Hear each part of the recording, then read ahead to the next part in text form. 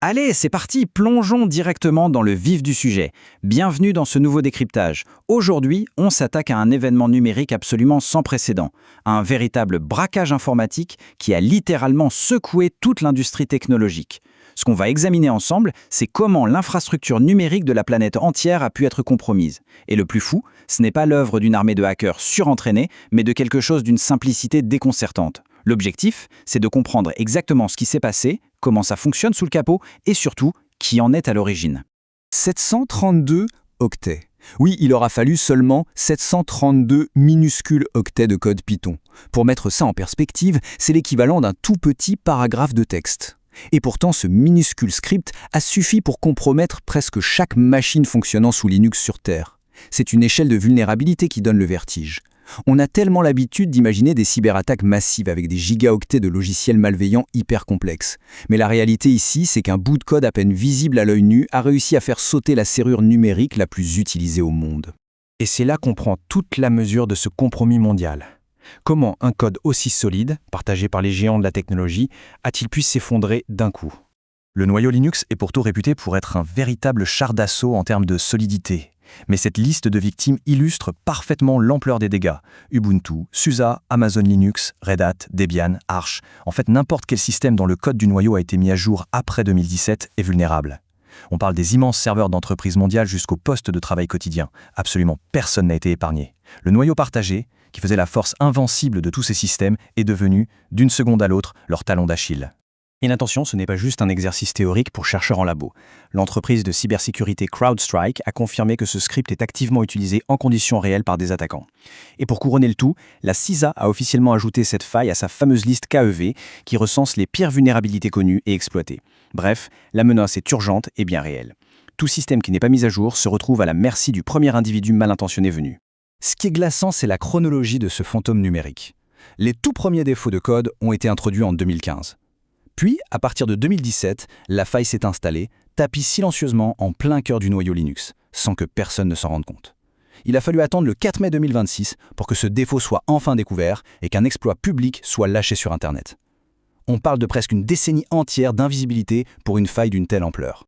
Bon, maintenant qu'on a posé le décor, regardons un peu sous le capot pour voir comment fonctionne réellement cet exploit. Comment ces quelques lignes de code parviennent-elles à faire tomber un système entier ? Cet exploit porte un nom, Copyfail, connu techniquement sous la référence CVE 2026-31-43. En gros, c'est une faille logique qui fonctionne à tous les coups, fiable à 100%.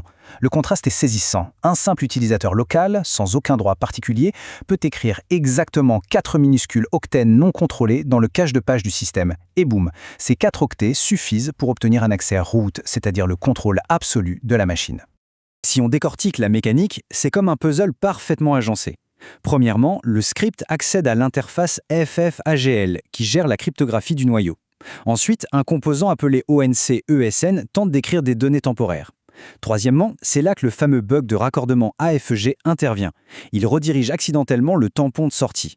Et enfin, le coup de grâce, les 4 octets sont écrits directement dans le cache de page d'un fichier en lecture seule. Et ce fichier ciblé, ce n'est pas n'importe lequel, c'est le fichier SU. Il est présent sur absolument toutes les distributions Linux et son seul but dans la vie est de permettre l'exécution de commandes en tant qu'administrateur suprême. En pointant le bug directement vers le cache de ce fichier spécifique, l'attaque contourne toutes les portes de sécurité et s'empare littéralement des clés du royaume. Avant de céder à la panique totale, prenons une grande inspiration. Il y a quand même une lueur d'espoir pour les administrateurs système.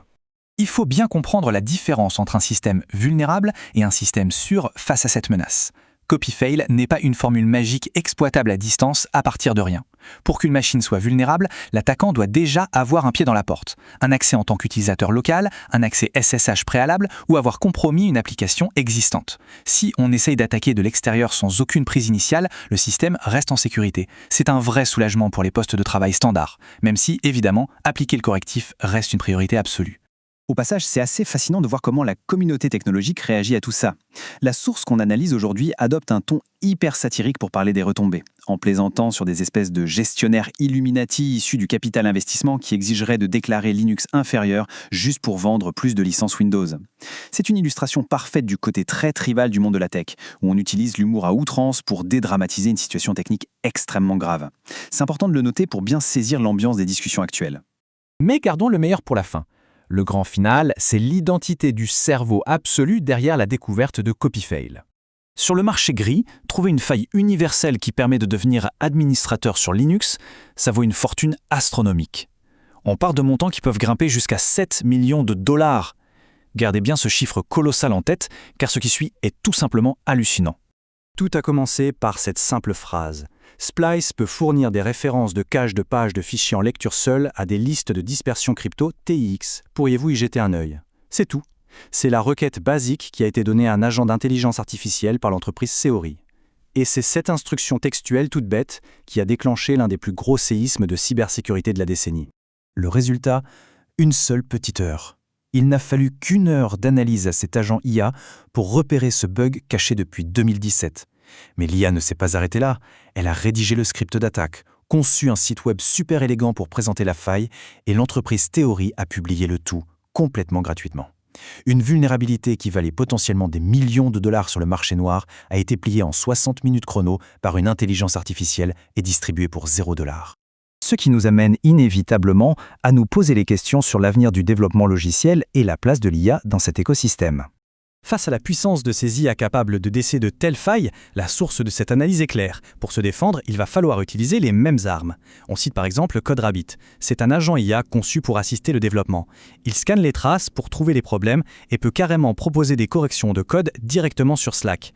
L'idée, c'est que pour éviter les prochains crashs massifs, intégrer ce genre d'agent de codage IA directement dans le processus de création devient totalement indispensable.